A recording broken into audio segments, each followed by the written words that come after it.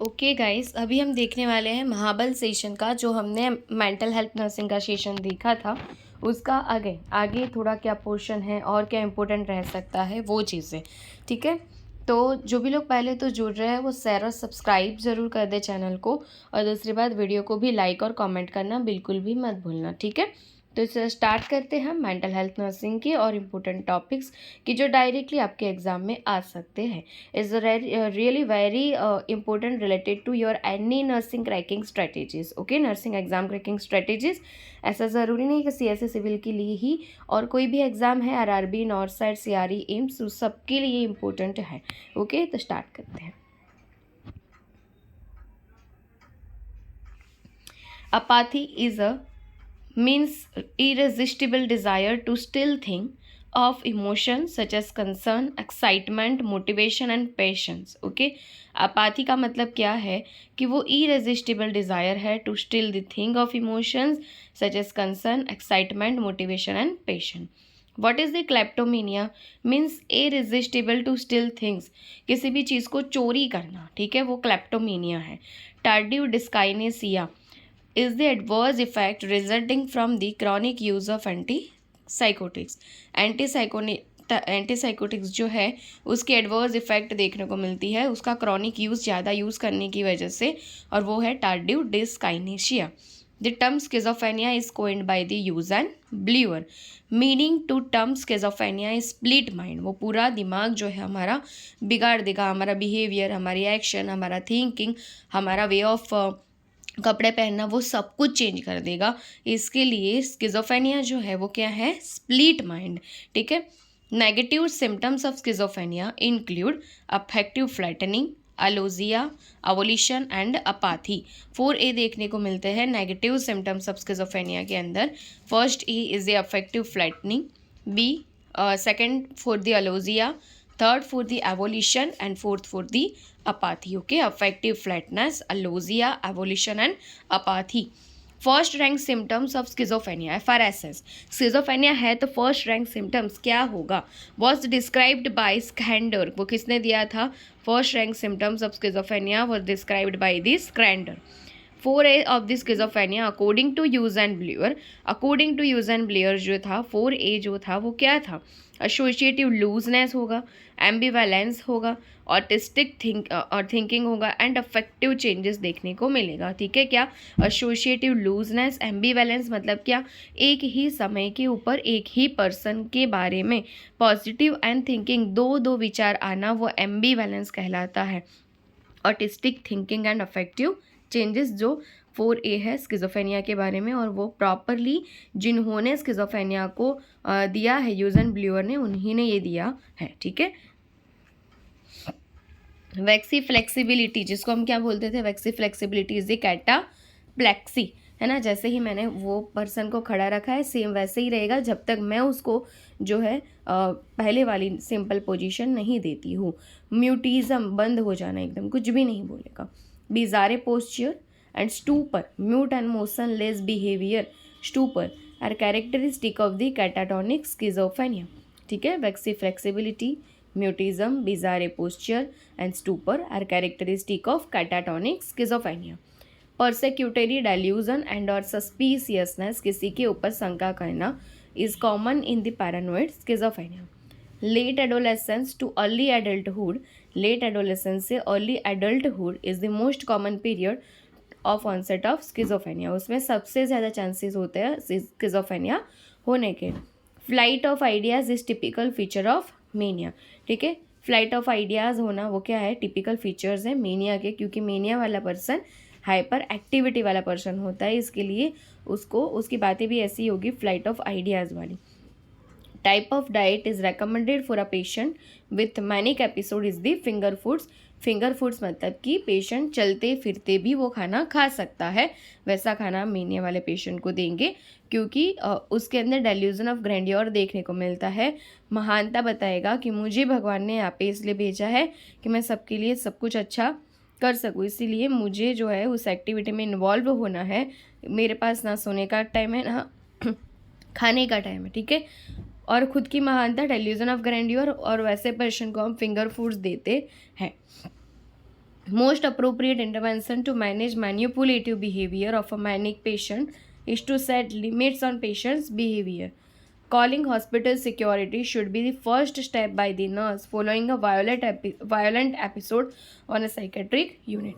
ठीक है, अगर कुछ भी हुआ वार्ड के अंदर पेशेंट का, अचानक से पेशेंट एंगरनेस हो गया है, तो हॉस्पिटल सिक्योरिटी को जो है नर्स सबसे पहले बुलाएगी. ये फर्स्ट स्टेप रहेगा नर्स का जब पेशेंट वायलेंट एपिसोड्स दिखाता है साइकेट्रिक यूनिट के अंदर. तब false sensory perception with no basis in reality, जो रियलिटी के बेसिस पे नहीं है, no external stimuli is present, is known as the hallucination. ठीक है, and illusion is a distortion of sense characterised by misinterpretation of the stimuli. मतलब illusion के अंदर रियल जो एक्सटर्नल स्टिमुलाई है वो प्रेजेंट होती है, पर वो जो है वो पर्सन एक्सेप्ट नहीं करेगा. फॉर एग्जाम्पल, अगर वो जो है क्या है, तो मछली है, तो पर्सन बोल रहा है कि नहीं ये मछली नहीं है, बराबर ये तो क्या है, श्वान है. ठीक है, ऐसा बोलेगा. वो रेडी ही नहीं है वो एज इट इज़ चीज़ को एक्सेप्ट करने के लिए. That is the illusion. Illusion और हेल्यूसिनेशन दोनों पॉजिटिव सिम्टम्स थे स्किज़ोफ्रेनिया के अंदर. दूसरी बात, इल्यूजन एंड हेल्यूसिनेशन ये दोनों परसेप्शन के रिलेटेड डिसऑर्डर है. Formed visual hallucination are usually from lesion of temporal region. ठीक है, विजुअल हेल्यूसिनेशंस जो है वो किसके लेशियंस की वजह से होता है, तो टेम्पोरल रीजन जो है हमारा ब्रेन का, उसमें अगर कोई इंजरी या कुछ हुआ है तो ये देखने को मिलता है, देखने में आपको प्रॉब्लम्स रहेगी.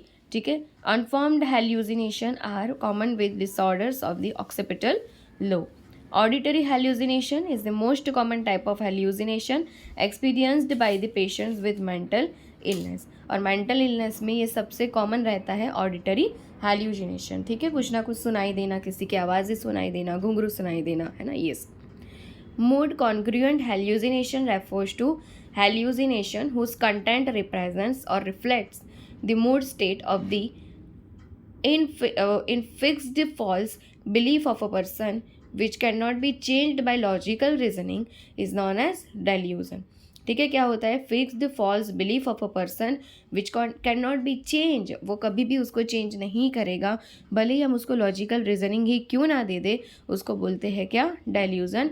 और डेल्यूजन थिंकिंग का डिसऑर्डर है. The belief that oneself, a part of one's body or the real world does not exist. ठीक है, क्या बोलते हैं, बिलीव करते हैं वन सेल्फ के बारे में कि पार्ट ऑफ वंस बॉडी, मेरे पास अभी जो है दिमाग नहीं रहा है, मेरा सिर इतना दुख रहा था कि अभी मेरा ब्रेन ही गायब हो गया है, मेरा पेट गायब हो गया है. तो ये जो है कि पार्ट ऑफ बॉडी को जो है मानता है कि गायब हो गया है. Real world does not exist, पूरी दुनिया ख़त्म होने वाली है, तो ये निहिलिस्टिक डेल्यूजन है.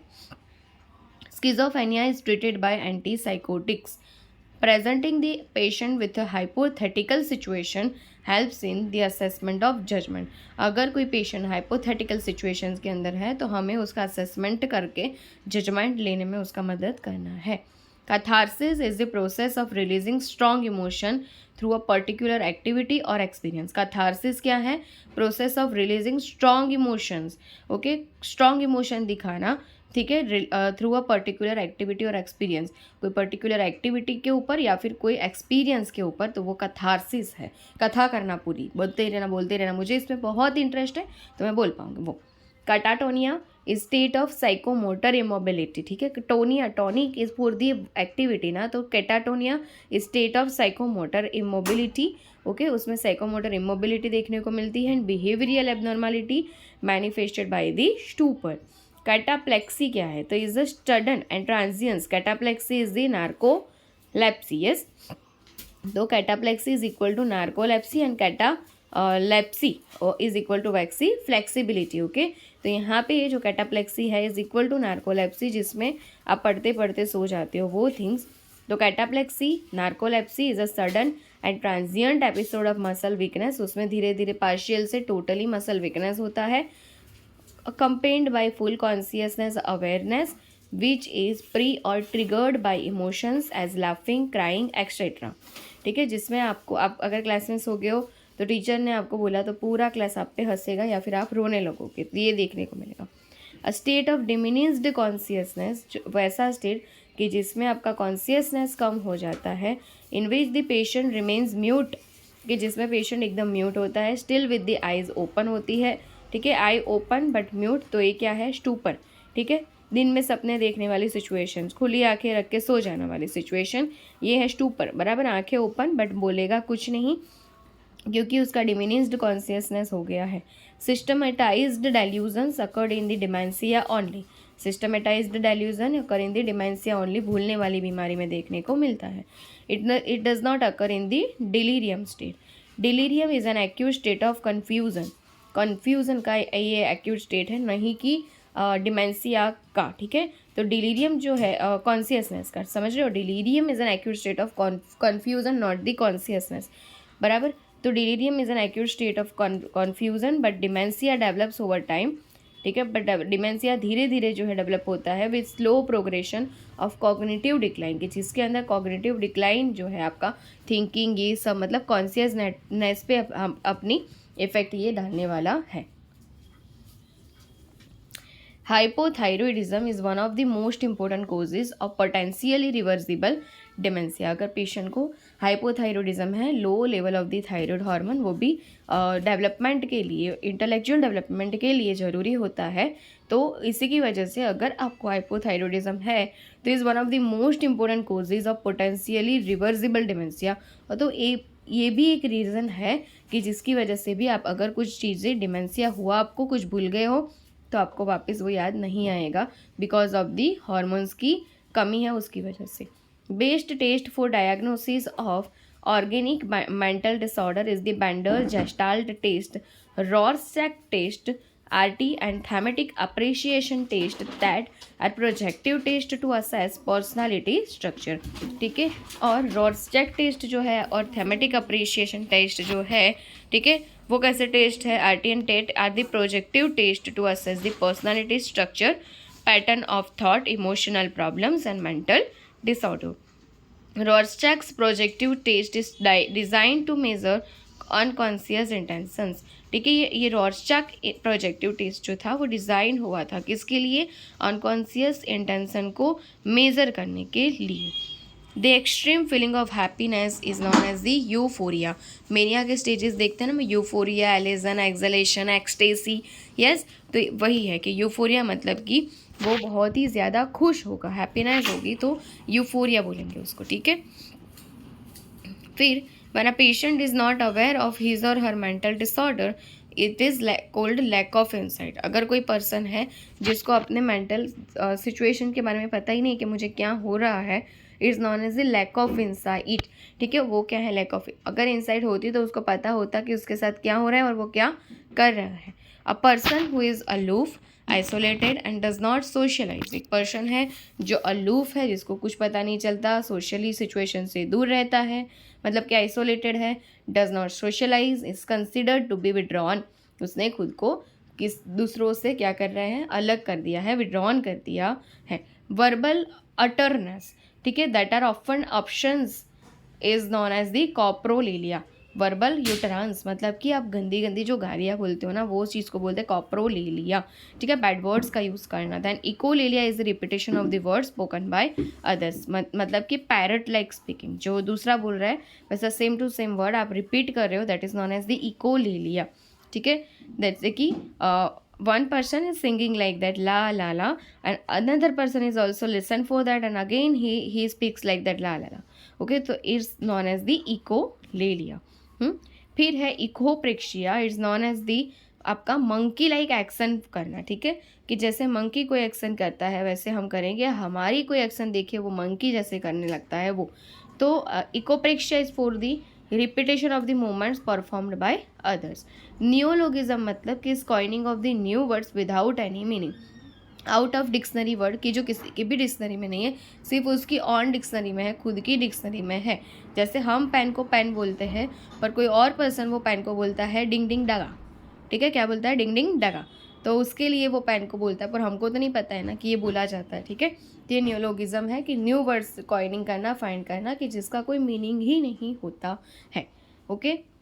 Persistent and inappropriate repetition of the same thought is known as the preservation। persistent and inappropriate repetition of the same thought is known as the preservation, okay। जैसे कि हमने पूछा कि रामलाल आप कहाँ रहते हो? तो रामलाल बोलते मैं तो अमेरिका में रहता हूँ। फिर हमने पूछा कि रामलाल आपके पिता का नाम क्या है? अमेरिका। रामलाल आप कौन से स्कूल में पढ़ते थे? अमेरिका। तो ये जो सेम आंसर आ रहे हैं अलग अलग क्वेश्चंस के, वो प्रिजर्वेशन है। An unwanted thought that a person finds intrusive and distressing is called obsession. Unwanted thought आना, उसको पता है कि ये गलत है, intrusive है, distressing है, बराबर मुझे भी चिड़चिड़ापन होता है इससे, पर क्या करूँ, आते हैं, तो ये ऑब्सेशन है। Behaviour that person feels compelled to perform, और वही थॉट के कारण, वो थॉट के लिए वो पर्सन कोई एक्टिविटी परफॉर्म करता है, कोई बिहेवियर करता है, उसको कंपल्सन बोलते हैं। ठीक है, उसको थॉट आया कि मेरे कपड़े, मेरे हाथ गंदे हो गए, और वो बार बार जाके, ये थॉट आना ऑब्सेशन है, और बार बार जाके जो है कपड़े या हाथ को धो रहा है, तो ये कंपल्सन है। ठीक है, एक्टिविटी परफॉर्म करना वो कंपल्सन है। ओसीडी बोलते थे ना, ऑब्सेशन कंपल्सिव डिसऑर्डर, बस ये है। Polysomnography also called sleep study. Polysomnography मतलब क्या? स्लीप स्टडी करना, जिसमें हमने साइकिल्स नहीं पढ़ी थी, नॉन रैपिड आई मूवमेंट में 4 स्टेजेस, रैपिड आई मूवमेंट है ना, वो वाला। तो polysomnography also called a sleep study is a test use to diagnose sleep disorders. ठीक है, और यही टेस्ट का यूज़ करके जो है हम स्लीप डिसऑर्डर्स के बारे में भी पता लगा सकते हैं। मोस्ट विविड ड्रीम्स मतलब कि रियल ड्रीम्स आना, सपने याद रहना, 5 बजे वाला आया हुआ सपना सही होता है, वो वाली सिचुएशन जो है वो रैपिड आई मूवमेंट स्लिप के अंदर होती है। ठीक है, पेनाइल इरेक्शन और clitoris engorgement occurs during the rapid eye movement sleep. Agranulocytosis मतलब कि WBC काउंट का बढ़ जाना is more common with the typical than typical antipsychotics except clozapine. ठीक है, एक्सेप्ट क्लोजापाइन के अंदर दिखता है, तभी तो क्लोजापाइन के अंदर हम क्या करते थे, CBC काउंट को पीरियोडिकली चेक करते थे। The major side effect of clozapine is the agranulocytosis, so periodic CBC complete blood count checkup is suggested. Bromocriptine or dantrolene is the treatment of choice for neuroleptic malignant syndrome. Bromocriptine and dantrolene is the treatment of choice for neuroleptic malignant syndrome. Anticholinergics, for example, benztropine, are used to treat extrapyramidal symptoms, EPS. The drug of choice for treatment and management of bipolar mania is the lithium carbonate because the lithium is the drug of choice for mania. Daily adult dose of lithium for acute mania is, daily adult dose कितना देगी अगर patient को acute mania है, तो 18 से 2400 milligram. For maintenance उसको देते हैं 900 से 1200 मिलीग्राम। डोज कितना देगी अक्यूट मेनिया में? 1800 से 2400 मिलीग्राम। मेंटेनेंस डोज होता है 900 से 1200 milligram. Therapeutic plasma range of acute mania is the 1 to 1.5 milliequivalent per liter and maintenance dose होता है 0.6 to 1.2 milliequivalent per liter। ये दोनों पूछा जाता है। थेराप्यूटिक पूछे तो 1 to 1.5 milliequivalent per liter, क्योंकि थेराप्यूटिक में देखो डोज भी ज़्यादा है ना, 18 से 2400, तो यहाँ पे लेवल भी ज़्यादा होगा, 1 to 1.5 milliequivalent per liter। अगर मेंटेनेंस का पूछे तो डोज उसमें 900 से 1200 ही होता है, इसके लिए उसका मेंटेनेंस डोज भी 0.6 टू 1.2 मिलीक्यूवेलेंट पर लीटर ही होगा। ठीक है, इससे आपको थेराप्यूटिक डोज, मेंटेनेंस डोज और उसका लेवल भी याद हो जाएगा, है ना। चलो, patient who is on lithium therapy, जो पेशेंट लिथियम थेरापी के ऊपर है उसको बोलना है कि भाई साहब आपको 6 से 8 large glasses of water each day पीना है, पानी पीना है। And avoid excessive use of beverages, कोई भी एक्सेसिव बेवरेजेस का यूज़ नहीं करना है, जैसे कि कोको कोला, कॉफ़ी, ये सब में नहीं पीना है। T, Cola, caffeine content food आपको नहीं लेना है। विच promote increased urine output, the client must consume diet adequate sodium also. और जो पेशेंट लिथियम लेता है उसको ये भी बोलना है कि आपको सोडियम वाला डाइट लेना है। ठीक है। Neurotransmitter serotonin plays a role in the psychopathology of the OCD. Medication with a serotonin reuptake inhibitor, SSRIs, serotonin reuptake inhibitors is the helpful for many OCD patients. The type of loss in which the client is aware that a loss will occur is known as anticipatory loss. ऐसा loss कि जिसके बारे में client को भी पता है कि मेरे साथ क्या लॉस हुआ, वो बिहेवियर का, इमोशन का, कुछ भी लॉस हो सकता है, उसको बोलते हैं anticipatory loss.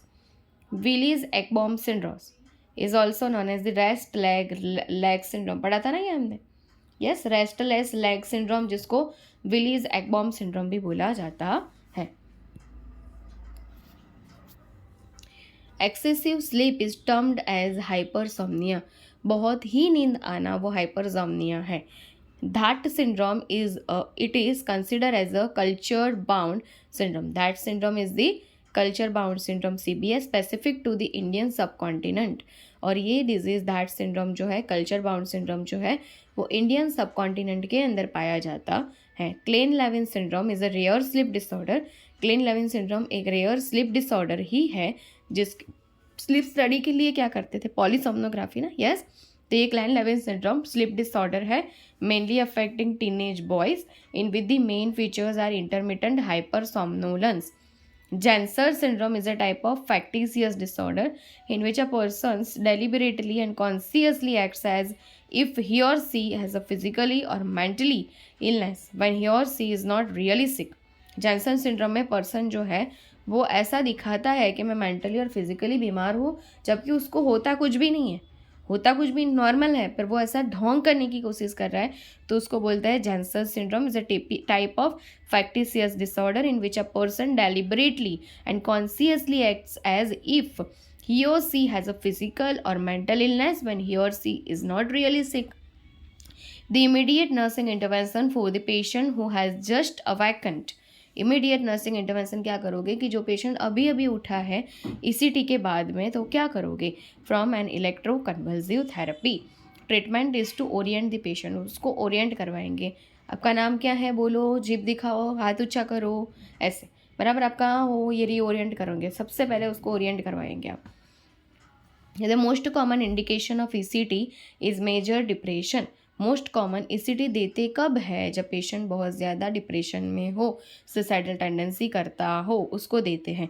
Type of schizophrenia based response to ECT, सबसे ज़्यादा अच्छे स्किज़ोफ्रेनिया के अंदर कौन सा स्किज़ोफ्रेनिया का टाइप है कि जिसमें आप ECT दोगे तो पेशेंट अच्छे से रिस्पॉन्ड करेगा, कैटाटोनिक स्किज़ोफ्रेनिया के अंदर। Voltage needed to produce seizures while giving ECT, कितने वोल्टेज तक आप ECT दोगे कि जिसमें नॉर्मली सीजर्स जैसी कंडीशन भी दिखती है। एब normal electrical activity of the brain, क्योंकि ये भी ब्रेन में ही देते हैं ना, तो ECT आपको 70 to 130 वोल्ट्स देना है, और ये क्वेश्चन कई बार एग्जाम में आता भी है। सक्सिनाइल कोलाइन स्मूथ मसल रिलैक्सेशन के लिए यूज़ होता है। ECT में बोला था ना मेंटल हेल्थ केयर एक्ट ने 2017 में कि ECT आप बिना मसल रिलैक्सेशन, बिना एनेस्थेशिया नहीं दोगे। तो ये कौन सी मसल रिलैक्सेशन की बात की थी, कौन सी मसल रिलैक्सेशन यूज़ करोगे आप ECT के time, succinylcholine smooth muscle relaxation है, is administered during ECT to prevent injuries to patient during seizure. Atropine जो है is given to patient before ECT also, but atropine क्यों देते हैं, minimize secretion करवाने के लिए and to prevent transient postictal bradyarrhythmia due to excessive vagal tone, ठीक है, उसके लिए देते हैं। क्यों देते हैं एट्रोपिन, क्या करता है, ECT के पहले देते हैं, मिनिमाइज करता है सिक्रीशन को and prevent transient postictal bradyarrhythmia due to excessive vagal tone. Most common side effect of ECT is temporary memory loss. अभी के टाइम थोड़े टाइम ऐसा लगेगा कि पेशेंट सब कुछ भूल गया है, इसीलिए तो जैसे वो हाउस में आता है हम क्या पूछते हैं, ओरिएंट करवाते हैं, ठीक है। तो टेम्पररी मेमोरी लॉस भी ECT के अंदर देखने को मिलता है, ECT के साइड इफेक्ट भी है। Agoraphobia is fear of open space, open space से डर लगना वो है अघोराफोबिया, बराबर। It is the most common type of phobia seen in clinical practice. Irrational fear related to close space, बंद स्पेस से डर लगना, it's known as the claustrophobia, lift में जाने से डर लगना क्लोस्ट्रोफोबिया, ठीक है। Fear of high places is called the acrophobia, क्यों, क्योंकि क्रो जो है कौवा वो कहाँ उड़ता है, आसमान में, हाई प्लेस पे, तो हाई प्लेस से डर लगना मतलब कि acrophobia. Preoccupation with fear of having a serious physical illness not based on real और organic pathology is known as the hypochondriasis, ठीक है, उसको कुछ भी नहीं है, पर क्योंकि वो ऑक्यूपेशन उसका है पैरामेडिकल मेडिकल, तो वो ऐसा सोचेगा कि मुझे दर्द हो रहा है ना, सिर दर्द, मतलब मेरे ब्रेन में ट्यूमर हो गई है, बराबर, ये डॉक्टर झूठ बोल रहा है, ठीक है। वो एक्सेप्ट ही नहीं करेगा कि आपको कुछ भी नहीं है, आपको सिर्फ, आप गोगल्स नहीं पहनते हो ना, आपको चश्मे आए हैं ना नंबर्स, तो आप नहीं पहनते, बस उसी की वजह से हो रहा है, वो नहीं मानेगा, ठीक है। हाइपोकॉन्ड्रियासिस उसको हो जाएगा, ठीक है, वो उसको लगेगा कि मेरे को ट्यूमर हुआ है या डॉक्टर गलत बोल रहे हैं, और बहुत सारे डॉक्टर्स के पास जाएगा, डॉक्टर शॉपिंग करेगा। The part of mind that distinguishes right from wrong, ठीक है, कैसा माइंड हो गया उसका, राइट फ्रॉम रॉन्ग, ठीक है, and acts as censor of behaviour is known as the super ego, perfection principle, ठीक है, राइट को राइट और राइट को रॉन्ग करने की भी शक्यता उसके पास होती है। परफेक्शन प्रिंसिपल है, सुपर ईगो प्रिंसिपल है जो दादाजी के अंदर देखने को मिलता है, जबकि इड बोला होता है बच्चों के अंदर प्लेजर प्रिंसिपल, ईगो बोला होता है रियलिटी प्रिंसिपल, पर सुपर ईगो बोले तो परफेक्शन प्रिंसिपल। याद रखना, इड, ईगो और सुपर ईगो तीनों के सिगमंड फ्रॉइड ने दिए हुए हैं ना ये structural classification. An attempt to integrate values learned from parents and society is referred to as the super ego. Another term of super ego is the conscience, ठीक है, क्या है, conscience. As per psychoanalytic theory the ability to tolerate frustration, ठीक है, as per psychoanalytic theory जो Sigmund Freud ने दिया है उसमें ऐसा बोलना कि फ्रस्ट्रेशन को टॉलरेंट करने की एबिलिटी उसको ईगो बोलते हैं। क्या बोलते हैं उसको, ईगो, ठीक है, मतलब कि reality principle. As per Freud the development of Oedipus complex male and Electra complex female occurs during the phallic 3 to 6 years of age. कितने होते हैं स्टेज पता है आपको साइको सेक्सुअल डेवलपमेंट में? 5, oral, anal, phallic, latency and genital. O A phallic फे लेजी, O A फैलाजी, ठीक है, ओरल 0 to 3 years में दिखता है, फिर सकिंग रिफ्लेक्स होता है उसमें, then anal reflex 3 to 6 years में दिखता है कि जहाँ पे ब्लैडर एंड बोवेल मूवमेंट्स पे वो कंट्रोल करता है। फिर आता है आपका ओरल, एनल एंड फैलिक, है ना, तो फैलिक जो है उसमें जो बच्चा बॉय है तो उसको मदर के प्रति, और अगर लड़की है गर्ल है तो उसको पापा के प्रति जो है प्यार रहेगा। फिर आएगा लेटेंसी फेज, ठीक है, ओ ए फैलाजी लेटेंसी फेज, तो उसमें बच्चा जो है वो पीयर्स अपने ही ग्रुप के साथ खेलेगा, मतलब लड़का है तो लड़कों के साथ खेलेगा और लड़कियां हैं तो लड़कियों के साथ ही खेलेंगी, ठीक है। लास्ट आता है जेनाइटल स्टेज कि जिसके अंदर प्यार होता है opposite sex, opposite gender, girlfriend boyfriend वाला स्टेज है ना, तो वो वाला होता है। तो यहाँ पे आपको क्या दिखाया है कि डेवलपमेंट के जो एडिपस फेज है ना, Oedipus phase, oral, anal, phallic, latency, genital, ये वाला नहीं, ये एडिपस फेज जो होता है, एडिपस कॉम्प्लेक्स, ठीक है, वो फैलिक स्टेज में देखने को मिलता है। ओरल, एनल, फैलिक, फैलिक वाला जो है उसमें देखने को मिलता है ऑडिपस कॉम्प्लेक्स बॉय के अंदर, इलेक्ट्रा कॉम्प्लेक्स फीमेल के अंदर, ठीक है। स्टेजेस ऑफ डेवलपमेंट के अंदर ये देखने को मिलता है, ऑडिपस फैलिक स्टेज के अंदर ऑडिपस कॉम्प्लेक्स मेल में और इलेक्ट्रा कॉम्प्लेक्स फीमेल में, फैलिक 3 to 6 year का होता है। स्टेजेस ऑफ डेवलपमेंट के अंदर a male child's unconscious sexual desire for the parent of the opposite sex is termed as the Oedipus complex. Male child है, conscious sexual desire होता है for the parent of the opposite sex is termed as Oedipus complex, ठीक है। और female child's का unconscious sexual desire for the parent of the opposite sex is termed as the Electra complex. Topographical model of mind by Freud is conscious, unconscious and preconscious. Topographical model of mind by Freud is the conscious, preconscious and unconscious. Father of intelligent taste is the Alfred Binet, ये पूछा जाता है। Father of intelligent taste is the Alfred Binet. Father of intelligent taste is the Alfred Binet. Okay. Milieu theory insists on community participation by abiding unit rules, ठीक है, और ये therapeutic environment के लिए भी यूज़ होती है मिलियू थेरेपी। फिर in psychoanalytic terms obsessive compulsive disorder OCD जो है is fixed at anal stages, और ये फिक्स्ड होती है एनल स्टेजेस के अंदर। Ego defence mechanism is a mechanism designed to reduce stress, ठीक है। ईगो डिफेंस मैकेनिज्म क्या है, डिफेंस करना ऐसी चीज़ों से, ऐसे विचारों से जो हमारे लिए जो है वो प्रॉब्लमेटिक होते हैं, उसको दूर कर देना। क्यों, रिड्यूस स्ट्रेस हमारा नहीं होगा और conflict caused by specific experiences है तो हम इसका यूज़ करते हैं।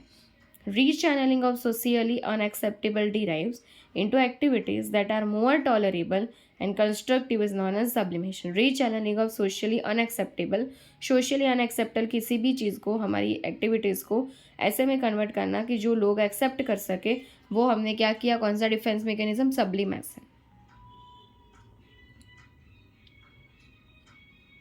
A young man who is dealing with aggression by playing football. Young man था, उसको बहुत ही गुस्सा आता था, ठीक है, तो वो गुंडा तो बन नहीं सकता, वरना तो लोग उसको सोशली अनएक्सेप्टेबल कर देंगे। तो उसने वो जो गुस्सा था वो किस में निकाला, फुटबॉल को खेलने में, फुटबॉल को मारना चालू कर दिया। Is an example of sublimation. ये सब्लिमेशन है डिफेंस मैकेनिज्म का, कि जो सोशली एक्सेप्टेबल नहीं था, ठीक है, उसको उसने सोशली एक्सेप्टेबल हो सके उसमें कन्वर्ट कर दिया, वो सब्लिमेशन है। Attributing unacceptable feelings to other is the mechanism known as projection. Attributing unacceptable feelings to other, बराबर किसी की फीलिंग्स जो अनएक्सेप्टेबल, प्रोजेक्शन है, ठीक है, प्रोजेक्शन कर देना, तो वो क्या है, attributing unacceptable feelings to other is the mechanism as the projection. ये सारे डिफेंस मैकेनिज्म के टाइप्स हैं। फिर रेशनलाइजेशन, रीजन देना, as an adaptive mechanism of giving excuse is when a person can not solve a problem. जब person कोई problem को solve नहीं कर पाता तो वो रीज़न देना चालू कर देगा, एक्सक्यूजेस देना चालू कर देगा। एडेप्टिव मैकेनिज्म है रेशनलाइजेशन। मुझे अल्कोहल नहीं पीना था, पर मेरी वाइफ मुझे इतना स्ट्रेस देती है, बराबर, कि मुझे अल्कोहल पीना पड़ा, तो ये रेशनलाइजेशन है। Repression involves placing uncomfortable thoughts in relatively inaccessible areas of the subconscious mind. ठीक है, कोई ऐसे थॉट्स के जो उसको परेशान कर रहे हैं, तो उसको क्या करेगा, वो दीवार के पीछे डाल देगा। ठीक है, तो वो क्या है, रिप्रेशन है। जो उसको पसंद नहीं है, जो उसको तकलीफ देते हैं, वैसे थॉट्स को वो फेंक देता है, याद ही नहीं करता है, अनकॉन्शियस माइंड में डाल देता है, सबकॉन्शियस माइंड में डाल देता है, तो वो रिप्रेशन है।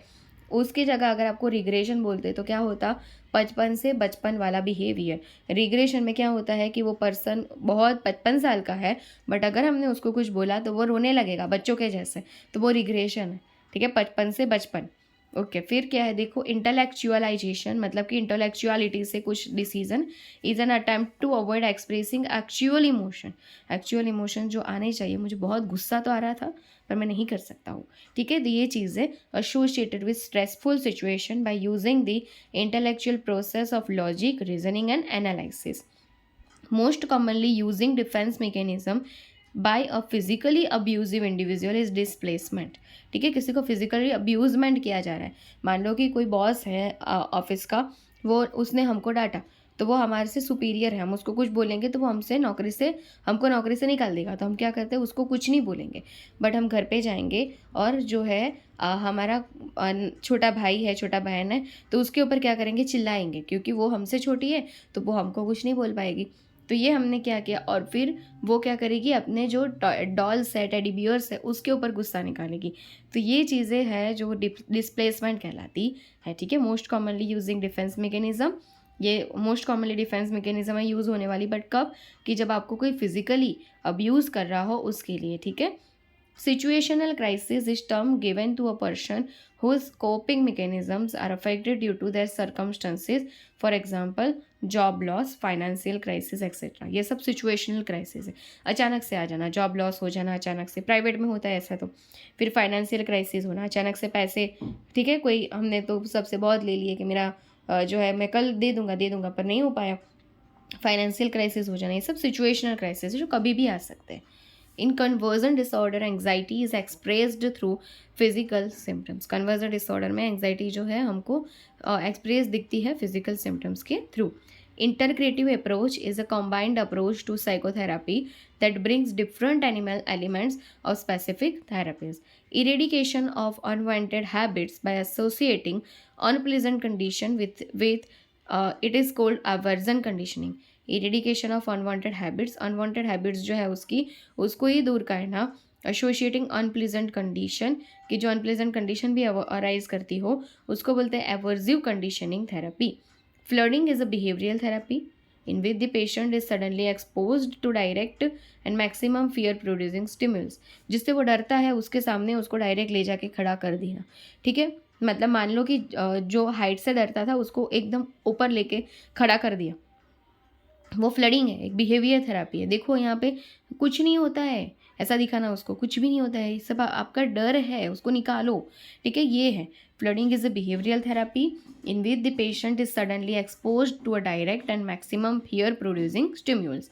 Supportive confrontation can be used in a patient with narcissistic personality disorder to point out discrepancies between what the client states and what actually exists. Supportive confrontation कर सकते हो उसमें कि जब पेशेंट का नार्सिस्टिक पर्सनालिटी डिसऑर्डर हो तो उसको बताना है कि क्या सही है और क्या वो सोच रहा है, ये दोनों के बीच का डिफरेंस बताना होता है. The ideal size of group therapy is 5 to 10 या 8 to 10 मेंबर्स. ठीक है, उसमें हो सकता है कि अलग अलग डिजीज़ के लोग भी हो. ठीक है, एक से ज़्यादा साइकेट्रिस्ट भी उसके अंदर इन्वॉल्व हो, क्योंकि ज़्यादा लोग हैं तो ज़्यादा सामने हेल्थ केयर टीम भी चाहिए. दूसरी चीज़ ये कि ये मोस्टली उन्हों के लिए होता है कि जो लोग इंट्रोवर्ट होते हैं, एक्सट्रोवर्ट नहीं होते, मतलब कि उनके जैसी प्रॉब्लम अगर कोई तीसरे पर्सन को है तो वो एक्सट्रोवर्ट है, वो पूछ पाएगा क्वेश्चन, तो क्या पता वो पेशेंट की भी बिना पूछे ही प्रॉब्लम सॉल्व हो जाए, है ना, उसको भी उसका सॉल्यूशन मिल जाए. तो इसके लिए खास करके ग्रुप थेरापी होता है. Most common symptom of alcohol withdrawal is the tremor. जैसे ही आप अल्कोहल को विड्रॉ करते हो, छोड़ देते हो, क्विट कर देते हो, तो आपको सबसे पहले ट्रेमर आना चालू हो जाता है. The health education to a group of alcoholic people. Alcoholic people को हेल्थ एजुकेशन देना should be able to change their behaviour. सबसे पहले तो उनका बिहेवियर चेंज करना पड़ेगा. ठीक है, ये जो उनका रैशनलाइजेशन चल रहा है ना कि मैं मेरी वाइफ की वजह से पीता हूँ, इसकी वजह से पीता हूँ, वो पहले तो इनका बिहेवियर चेंज करो आप. कॉर्साकॉप्स साइकोसिस is a long term effects of, बोलते हैं ना, वर्निक्स कॉर्साकॉप सिंड्रोम. ठीक है, जो अल्कोहल की वजह से होता है, क्रॉनिक अल्कोहल की वजह से. तो कॉर्साकॉप साइकोसिस is a long term effect of medical complication of alcoholism. ठीक है, जो बहुत ही लंबे टाइम तक अल्कोहल ड्रिंक करते हैं उनके अंदर ये देखने को मिलती है. It occurs due to deficiency of vitamin B1. Thiamine की डेफिशिएंसी की वजह से ये देखने को मिलता है वर्निक्स कोर्साकॉस सिंड्रोम. ठीक है, बहुत ही अल्कोहल पीने से B1 विटामिन जो है वो डिक्रीज हो जाता है, जिसको थायामीन बोलते हैं, और उसको ही वर्निक्स कोर्साकॉस सिंड्रोम बोला जाता है. Chronic alcoholism patients are treated initially by IM injection. और जो पेशेंट बहुत ही अल्कोहल ड्रिंक करता है उसको हम IM इंट्रामस्क्यूलर इंजेक्शन देके भी ट्रीट करते हैं 90 डिग्री. ठीक है, थायामीन का इंजेक्शन 100 मिलीग्राम देके भी ट्रीट कर सकते हैं. Heroine like opium and morphine is made from the resin of Poppy plants. जो हेरोइन जो है नशे वाली ड्रग जिसमें होती है ओपियम, मॉर्फिन. ठीक है, तो is made from the resin of the Poppy plants. और ये मॉर्फिन सल्फेट तो पेन के लिए भी हमारे यूज़ होती है, तो उसका भी पूछा जाता है कि मॉर्फिन ड्रग कौन से प्लांट से बनती है, तो पोपी प्लांट्स याद रखना. ठीक है, total abstinence is the only effective treatment for alcoholism. बंद करवाने के लिए यही एक इफेक्टिव तरीका है, बंद ही कर दो आप अल्कोहलिज्म को, particularly in the short term alcoholic addicts. पर बंद करवाना होता कब है जब उसने अभी अभी अल्कोहल चालू किया है, तो हम कर सकते हैं कि भाई अब तू मत पीना, बराबर है, पीना ही नहीं है, छोड़ दे.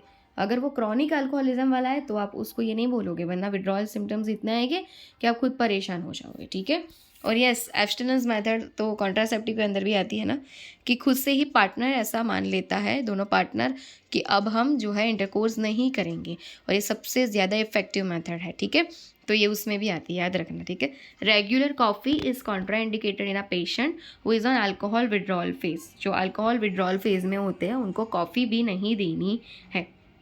अल्कोहल एनोनिमस ग्रुप मतलब कि सेल्फ हेल्प ग्रुप, कि जिन्होंने आगे अल्कोहल को छोड़ा है, बराबर, उनको कितनी तकलीफ हुई, कैसे छोड़ा, कौन सी प्रॉब्लम्स आई थी, उन्होंने कैसे उसको फेस किया, और अभी वो बिल्कुल भी अल्कोहल नहीं पी रहे हैं, तो भी जिंदा है, तो भी रह रहे हैं अच्छे से. ठीक है, उनको जो है अल्कोहलिक एनोनिमस ग्रुप बोलते हैं, सेल्फ हेल्प ग्रुप बोलते हैं. कि जो लोग अभी अल्कोहल छोड़ने के लिए हमारे पास आए हैं उनको हम मोस्टली ऐसे ग्रुप के पास रखेंगे कि जो लोग उनको अच्छे से सपोर्ट दे पाए, होममेड्स टुगेदर टू मेंटेन दिस सोब्रियटी. ठीक है, अगर उनको भी कोई प्रॉब्लम हो रही है तो वो पेशेंट बताएगा कि हाँ मुझे भी ऐसा हो रहा था और मैंने उस वक्त यूँ किया था, ये किया था. ठीक है, तो वो है alcoholic anonymous groups, self help group. Most severe alcohol withdrawal syndrome is the delirium ट्रेमेंस. ठीक है, ट्रेमर्स तो बोला था ना, but most severe alcoholic withdrawal syndrome is the delirium ट्रेमेंस. ठीक है, सिंड्रोम इज फॉर दी बहुत सारे सिम्टम्स एक साथ देखने को मिलना, delirium tremens. Chlordiazepoxide is use to treat withdrawal symptoms of alcoholism. Chlordiazepoxide नाम की ड्रग भी यूज़ करते हैं withdrawal symptoms of the alcoholism को ट्रीट करने के लिए. ठीक है, then acamprosate is then anti craving agents. used in maintenance phase of the treatment of alcohol dependence. Acamprostate is an anti craving agent है, क्रेविंग को दूर करता है. जो आपको क्रेविंग हो रही है ना, मुझे अल्कोहल ला के दो वरना मुझे ये होगा मुझे वो होगा, आपने देखिए ना मूवीज़ के अंदर भी दिखाता है कि उसको 5 बजे, और वो गीत भी अभी तो फेमस हुआ है ना, तो उसके लिए ये बोलते हैं कि जैसे ही 5 बजे उसको अल्कोहल की क्रेविंग होती है, याद आती है कि अब मुझे वो चाहिए, उसको रोकने के लिए देते हैं अकैम्प्रोस्टेट ड्रग. कौन सी? Acamprosate drug for the anti craving agent used in maintenance phase of the treatment of alcohol dependence. Disulfiram is the deterrent agent used in the maintenance phase of the treatment of alcohol dependence syndrome. और इसमें होता क्या है पता है? डाइसल्फाराम में बताना ही नहीं पेशेंट को बताना नहीं है कि मैं आपको डाइसल्फाराम दे रही हूँ. ठीक है, जैसे कि मान लो कि किसी का हस्बैंड जो है वो बहुत ही अल्कोहल ड्रिंक कर रहा है, तो क्या करेगी, उसकी जो वाइफ है नशा मुक्ति केंद्र में जाएगी, बोलेगी मुझे इसका बंद करवाना है. वो लोग इसको यही ड्रग देंगे डाइसल्फाराम, ये इसको दे देना, उसको पता नहीं चलना चाहिए. अभी पत्नी ने उसको ये दवाई दे दी डाइसल्फाराम, तो होगा क्या होगा? वो जब अल्कोहल पीता क्यों था? क्योंकि उसको मज़ा आती थी, वो सब कुछ भूल जाता. मज़ा के लिए पीते, भूलना कुछ नहीं होता. क्योंकि लड़कियों की लाइफ में भी बहुत प्रॉब्लम होती है. क्या लड़कियाँ पीती है? नहीं ना. तो बस, तो ये एक मज़े के लिए ही है. तो जैसे ही आपने डाइसल्फाराम उसको दिया, उसको तो पता नहीं है, वो जैसे अल्कोहल पिएगा एल्डिहाइड रिएक्शन दिखेगा और उसको नोजिया वॉमिटिंग चालू हो जाएगा. मतलब उसने मज़ा के लिए पिया था, अभी उसको मज़ा नहीं आ रही है, पूरी नोजिया वॉमिटिंग होकर उसकी हालत ख़राब हो गई है. वो उसको तो पता नहीं है ना, तो वो ये सोचेगा कि जो है ये मुझे अभी अल्कोहल सूटेबल नहीं हो रहा है, अभी मुझे अल्कोहल को छोड़ देना चाहिए. ठीक है, और वो खुद से ही अल्कोहल को छोड़ देगा. तो डाइसल्फाराम एक ऐसी जादुई ड्रग है, देखा. ठीक है, तो अब याद रखना. ओके, चलो. कॉम्बाइनेशन ऑफ अल्कोहल एंड डाइसल्फाराम. जैसे ही डाइसल्फाराम आपने दी और उसने अल्कोहल को पिया, रिजल्ट इन नोजिया, फटाफट से नोजिया होने लगेंगे. हाइपरटेंशन होगा as a result of accumulation of acetaldehyde, क्योंकि उसके अंदर क्या हो गया? एसिटाल्डिहाइड का reaction. Okay, flumazenil is antidote of the benzodiazepine. और एंटीडोट वाले क्वेश्चन डायरेक्ट आते हैं कि फ्लूमाज़ैलिन किसका एंटीडोट है? तो बेंजोडाइजेपाइन का. Naloxone is an antidote of opioids. Naltrexone is an opioid antagonist. Naltrexone is the opioid antagonist. ठीक है, और मतलब कि वही है ओपियोड का एंटीडोट, एंटागोनिस्ट मतलब एंटीडोट. तो ओपियोड का एंटीडोट है naltrexone, naloxone, and flumazenil is antidote या antagonist for the benzodiazepine. Agonist मतलब कि वही ग्रुप की ड्रग, एंड एंटागोनिस्ट को ही एंटीडोट बोलते हैं. ठीक है. सस्पिशियसनेस, शंका करना किसी के ऊपर, एंड मिसट्रस्ट ऑफ अदर्स, किसी के भी ऊपर ट्रस्ट ही नहीं होना, मुझे बिल्कुल विश्वास नहीं है किसी के ऊपर. तो paranoia is a characteristic feature of the schizotypal personality disorder. Patient with schizotypal personality has great difficulty in establishing and maintaining close relationship with other. और obviously इसको अगर शंका है तो वो किसी के भी साथ close relationship नहीं बना पाएगा. ठीक है. Characteristic of schizoid personality disorder is introverted होता है, उसको किसी के भी साथ बोलना, बातें करना, घूमने जाना, ये वो सब कुछ पसंद नहीं होता है इसको. ठीक है, इंट्रोवर्ट होता है, उसको खुद के ही अंदर खुद की मस्ती में रहना पसंद होता है, एंड इमोशनली विड्रॉन होता है. Dependent personality disorder is characterised by intense lack of self confidence. जो डिपेंडेंट पर्सनालिटी डिसऑर्डर होती है, जो किसी के ऊपर डिपेंडेंट रहते हैं कि रुको, अब वो मैच्योर हो चुका है 18+, फिर भी बोलता है रुको 1 मिनट में अपनी मम्मी को पूछ के आता हूँ, रुको 1 मिनट में अपने गर्लफ्रेंड को पूछ के आता हूँ. तो ये क्या है? डिपेंडेंट होना. वो बोलेगी तो भी मैं डिसीजन ले पाऊँगा या ले पाऊँगी, वो कहेगा तो मैं ये कर पाऊँगी वरना नहीं. तो ये गलत चीज़ है. Dependent personality disorder is characterised by intense lack of self. क्यों नहीं ले पाता है खुद का डिसीजन? क्योंकि उसको खुद के ऊपर सेल्फ कॉन्फिडेंस ही नहीं है कि अगर मैंने डिसीजन ले लिया गलत होगा, अरे होगा तो होगा. वो डिसीजन ले रहा है तो आपके बारे में डिसीजन ले रहा है, क्या पता है वो गलत है या सही है. तो ऐसा लो ऑफ सेल्फ स्टीम है, इनएबिलिटी टू मेक डिसीजंस है. ठीक है, तो उसमें होगा ये. Clients with borderline personality disorder, और बॉर्डरलाइन में भी कभी भी रिलेशनशिप वो मेंटेन नहीं कर पाता है, आर लाइकली बिंज ईटिंग, बहुत खाएगा, to develop dysfunctional coping and act out of self destructive ways like वो क्या, और डिसोशिएटिव फ्यूज और psychogenic fugue is a dissociative disorder characterised by reversible amnesia आएगा फॉर पर्सनल आइडेंटिटी डिसऑर्डर. ठीक है, हमने बोला था ना रिवर्सिबल एमनेजिया है ना वो सब. ठीक है। फिर a nurse who is carrying for a client with anti social behaviour, nurse एक ऐसे क्लाइंट की केयर कर रही है जो एंटी सोशल बिहेवियर दिखाता है, मतलब कि किसी को भी मार देता है, कोई लो है उसको तोड़ता है, तो वो एंटी सोशल है, उसको सोसाइटी एक्सेप्ट नहीं करेगी। गालियाँ बोलता है, कौन एक्सेप्ट करेगा उसको? कॉप्रोलिलिया बोलते हैं जिसको, वो वाला, ठीक है। कॉप्रो मतलब गंदा, बस याद रखना, कॉप्रोलिलिया, कॉप्रोप्रेक्सिया कुछ भी हो सकता है। Should stress on setting clear rules, उसको जो है क्लियर रूल्स बताएगी, देखो ये करना ही है, ये रूल्स हैं। And expectation about the diary behave, उसके डेली बिहेवियर को भी वो देखेगी, ठीक है। Sheldon's classification of personality includes ectomorphs, endomorphs and mesomorphs. Sheldon ने जो पर्सनैलिटी क्लासिफिकेशन दिया था उसमें क्या था? Ectomorph, endomorph and मेसोमॉर्फ्स।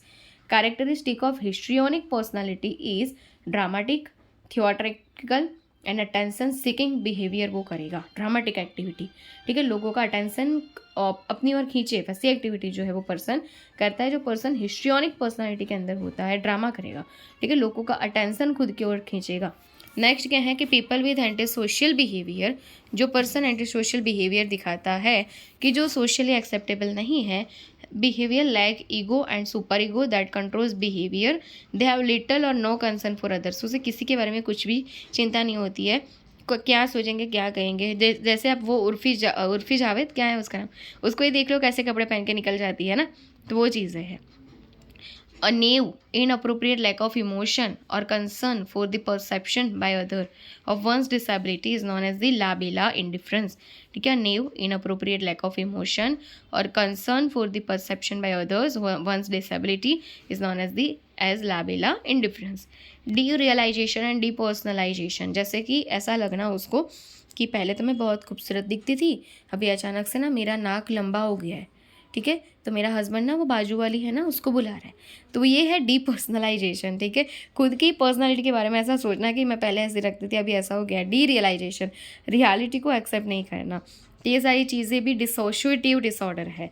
A person who is kind, quiet, submissive, sympathetic and gloomy has melancholic personality. एक पर्सन है जो काइंड है, दया की भावना है, क्वाइट है, सबमिसिव है, सिंपैथेटिक है एंड ग्लूमी है, उसको मेलैंकोलिक पर्सनालिटी बोलते हैं। लॉस ऑफ पर्सनल आइडेंटिटी, खुद की आइडेंटिटी भूल जाना। Wandering away from psychiatric hospital is refer to as a dissociative fugue, उसको क्या बोलता है? डिसोसिएटिव फ्यूज बोलते हैं, ठीक है। लॉस ऑफ पर्सनल आइडेंटिटी, खुद की पर्सनल आइडेंटिटी को भूल जाना। Wandering away from the psychiatric hospital, psychiatric hospital में कहीं भी घूमते रहना, ठीक है, तो refer to as a dissociative fugue बोलते हैं उसको।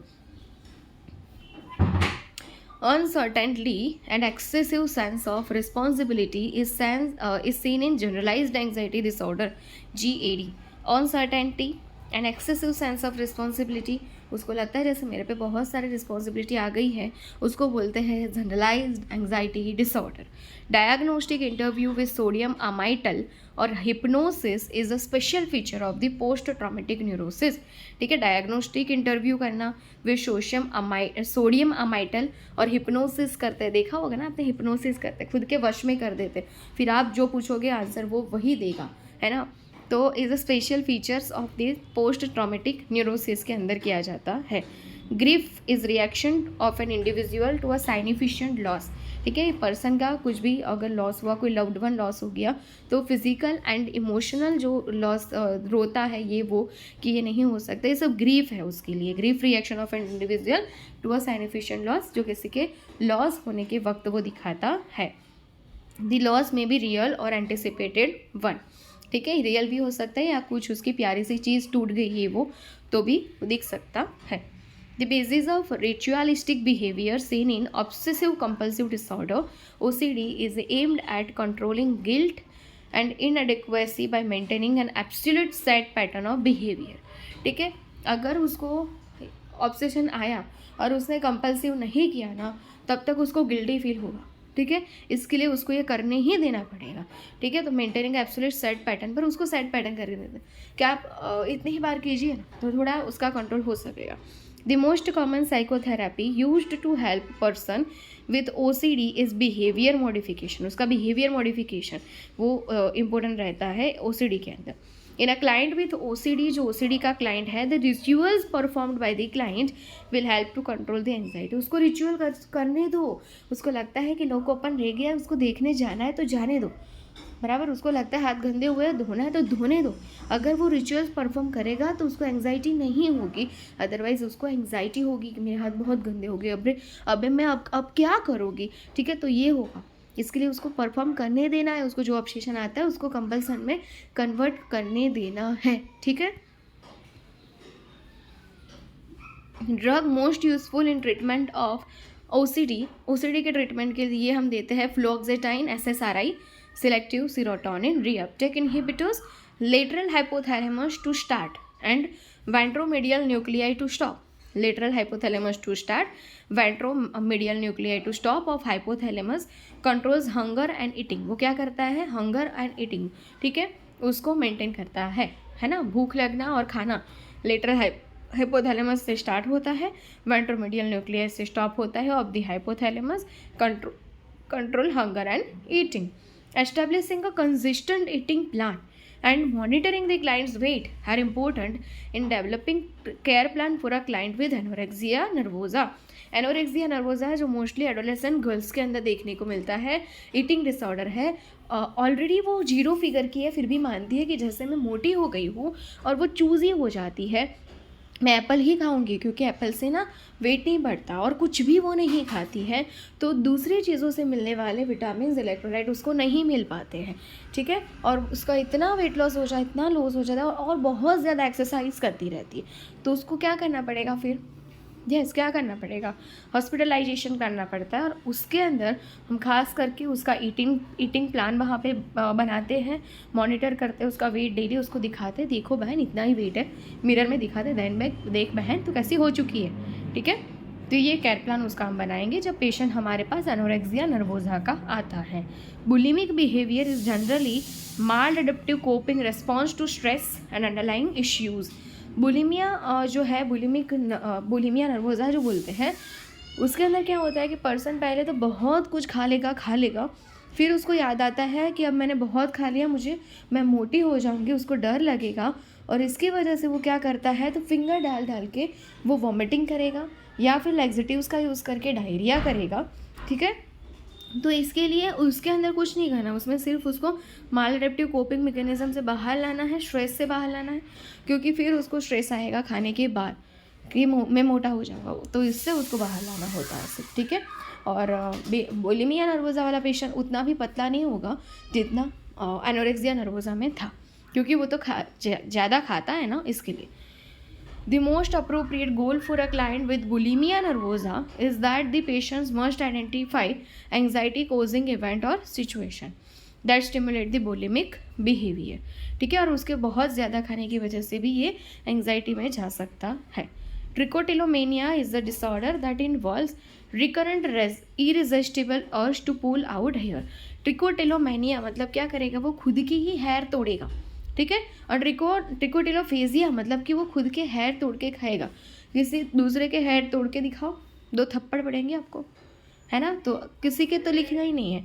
ट्रिकोटिलोमेनिया मतलब खुद के हेयर तोड़ेगा, ट्रिकोटिलोफेजिया मतलब खुद के हेयर तोड़ के खाएगा, क्लेप्टोमेनिया मतलब चोरी करेगा, देखा था ना, यस वैसे है। फिर जुवेनाइल डेलिक्वेंसी, छोटा बच्चा कुछ भी लो को तोड़े तो उसको बोलते हैं juvenile delinquency, is a legal classification of children's behaviour that violates the law. Methylphenidate is the first line drug of choice for the treatment of ADHD, attention deficit hyperactivity disorder. Attention रहता नहीं है उसका, attention deficit हो चुका है, और activity तो इतनी करता है कि मत पूछो बात। तो ये है attention deficit hyper activity disorder. उसके अंदर ड्रग ऑफ चॉइस होता है मिथाइलफेनिडेट। कौन सा? मिथाइलफेनिडेट। ऑटिस्टिक चाइल्ड जो है turns inward to his or her own self-stimulating acts and responds less to environmental stimuli, ठीक है। ऑटिस्टिक चाइल्ड जो होता है वो किसी के भी साथ बोलता हलता चलता मिलता नहीं है, और जैसे कि इंट्रोवर्ट होता है उसको खुद का ही सब कुछ पसंद है, खुद में ही खोया हुआ रहता है। तो autistic child turns inward to his और her on self stimulating act, responds less environment stimuli से वो कोई भी जो है अपना संबंध रखता नहीं है, जो हो एनवायरनमेंट में वो हो, मैं तो खुद से ही मतलब रखूँगा।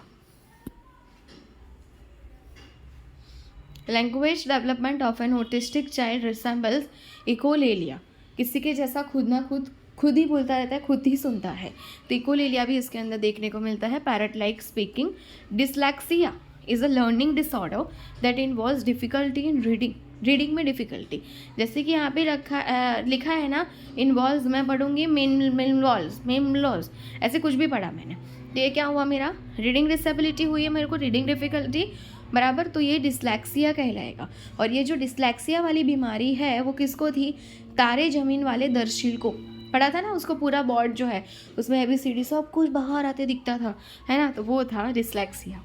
डिसकैल्कुलिया refers to severe difficulty in making arithmetical calculation. ठीक है, वो अरिथमेटिकल कैलकुलेशन अच्छे से नहीं कर पाएगा। जैसे कि आपने बोला, बेटा बताओ 5 + 5 क्या होता है, तो बेटा बताएगा आपको कि 11 होता है मैम। तो ये क्या है, डिसकैल्कुला। उसको अरिथमेटिक के रिलेटेड कैलकुलेशन में प्रॉब्लम होना, उसको बोलते हैं dyscalculia. Tic is an abnormal involuntary movement which occurs suddenly, repetitively and purposelessly. ठीक है, जैसे कि आप देखना, किसी को बैठे बैठे जो है पैर हिलाने की आदत होती है, किसी को जो बार बार है जो अपनी आईब्रोज को अप करने की आदत होती है, ठीक है, किसी को शोल्डर श्रगिंग की आदत होती है, तो ये सारे टिक है। क्या है ये, टिक है। Tic is an abnormal involuntary movement which occurs suddenly, repetitively and purposelessly. जैसे कि आपने क्रिकेटर्स को भी देखा हो तो बार बार वो अपने ग्लव्स को ऊपर करते रहते हैं, है ना, टच करते रहते हैं, तो ये है टिक।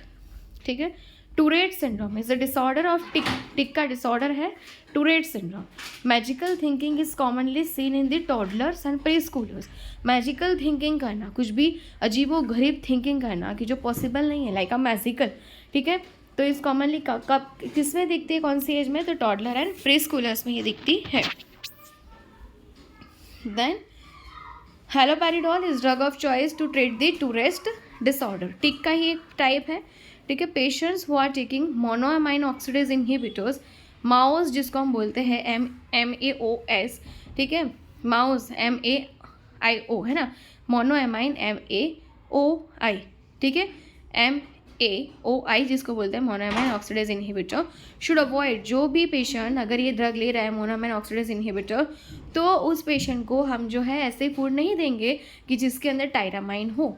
ठीक है, एग्जाम्पल्स बताओ कि किस फूड के अंदर टायरामाइन होता है, तो examples of tyramine rich foods are aged cheese, alcohol beverages, cured meats है, चॉकलेट्स है, डार्क चॉकलेट्स, ये सब उसको नहीं देंगे।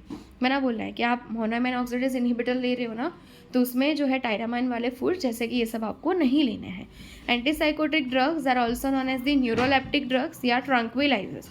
तो ये क्वेश्चन भी आता है कि antipsychotic drugs are also known as the neuroleptic drugs या tranquillisers. Tardive dyskinesia is the side effect of the long term use of certain antipsychotics। certain antipsychotics का long term chronic use की वजह से आपको tardive dyskinesia हो सकता है। Neuroleptic malignant syndrome NMS is a life-threatening neurological disorder most often caused by an adverse reaction of antipsychotic drug. और neuroleptic malignant syndrome जो है वो भी एक लाइफ थ्रेटनिंग न्यूरोलॉजिकल डिसऑर्डर है जो भी adverse reaction of the antipsychotic drug से हो सकते हैं। साइड इफेक्ट बोले लॉन्ग टर्म की साइकोटिक की तो टार्डिव डिस्काइनेसिया, और एंटीसाइकोटिक का एडवर्स रिएक्शन बोले तो न्यूरोलेप्टिक मैलिग्नेंट सिंड्रोम की जो लाइफ थ्रेटनिंग है उससे डेथ भी हो सकता है। Neuroleptic malignant syndrome NMS is an adverse effect of the antipsychotics can occur within hours after drug initiation। जैसे ही आपने ड्रग लिया उसके कुछ ही घंटों के अंदर आपको एंटीसाइकोटिक ड्रग्स लेने के कुछ ही घंटों के अंदर जो है एडवर्स इफेक्ट्स देखने को मिलेगा उसका, और जो है neuroleptic malignant syndrome. Chlorpromazine depresses hypothalamic thermoregulatory mechanism, क्योंकि हाइपोथैलेमस हमारा थर्मो रेगुलेटरी सेंटर है। उसमें भी हम बात करें कि जो एंटीरियर हाइपोथैलेमस है वो क्या करता है, हीट का लॉस करवाता है, और पोस्टीरियर हाइपोथैलेमस हीट का प्रोडक्शन करवाता है। तो chlorpromazine depresses hypothalamic thermoregulatory mechanism. Exposure to extreme temperature may cause patient who area of the barbiturate could cure not to derive और ऑपरेटिंग मशीन्स। ठीक है, ठीक है, तो क्लोरप्रामाज़ाइन जो है वो डिप्रेस करता है किसको, हाइपोथैलेमिक थर्मो रेगुलेटरी मैकेनिज्म्स को।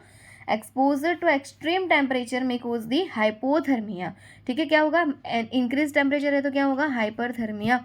अगर उसको ज़्यादा आपने टेम्परेचर दे दिया भूल से भी तो क्या हो जाएगा, हाइपरथर्मिया, क्योंकि उसको सेंस नहीं है, उसका हाइपोथैलेमस काम नहीं कर रहा है, डिप्रेस्ड है, तो वो बर्न भी हो जाएगा, फिर भी उसको पता नहीं चलेगा। पेशेंट्स हु आर ऑन हैलोपेरिडोल, जो पेशेंट हैलोपेरिडोल के ऊपर है, इसमें थोड़ा सुन लीजिएगा, थोड़े यहाँ पे मिस्टेक्स है तो, कि जो पेशेंट हैलोपेरिडोल के ऊपर है, एडवाइज नॉट टू ड्राइव, उसको बोलना है कि आप ड्राइव मत कीजिएगा, कोई भी मशीन को मत चलाइएगा, क्योंकि हैलोपेरिडोल के साइड इफ़ेक्ट्स हैं, उसको डिजीनेस होगा और ड्राउजीनेस होगा। इसके लिए हम उसको बोलते हैं कि भाई आप कोई भी मशीन या कोई भी ड्राइविंग वाली चीज़ें मत कीजिएगा, ठीक है। फिर अभी है एब्रप्ट विड्रॉल ऑफ बारबिचुरेट, अगर उसने बारबिचुरेट ड्रग का विड्रॉल किया, कुड कोज विड्रॉल सिम्टम्स, तो उसको जो है वो विड्रॉल सिम्टम्स आएंगे, जैसे कि उसको सीजर आ सकती है, रेस्टलेसनेस हो सकता है, ठीक है, इंसोम्निया, उसको नींद नहीं आएगी, ठीक है, फिर उसको जो है स्वेटिंग देखने को मिलेगा सबसे ज़्यादा, और एंग्जाइटी भी होगी। Drug of choice to reverse dystonic reaction is diphenhydramine, drug of choice to reverse dystonic reaction is diphenhydramine Benadryl, जो 25 to 50 मिलीग्राम IM और IV हम दे सकते हैं। Disulfiram therapy is an overt sensitisation, a type of aversion therapy. Disulfiram is the overt sensitisation, aversion therapy का type है, which produces unpleasant consequence of for undesirable behaviour, ठीक है। और कब देते हैं, मोस्टली जब पेशेंट अल्कोहल ड्रिंक करता हो। Antidote for methanol is the ethanol, अगर पेशेंट क्या लेता है, मिथानॉल लेता है अल्कोहल, तो इथेनॉल उसको देंगे एंटीनॉल के टाइप, इथेनॉल के एंटीडोट है वो उसका, तो antidote for methanol is the ethanol, और इथेनॉल का एंटीडोट है तो मेथेनॉल, ठीक है, ओके। और ये क्वेश्चन नॉर्थ सेट के एग्जाम में भी पूछा गया है एक बार, तो रिमेंबर फॉर दैट, ओके। तो अभी नेक्स्ट हम देखेंगे आगे के और लेक्चर्स के अंदर। Just we quit our session over here, thank you.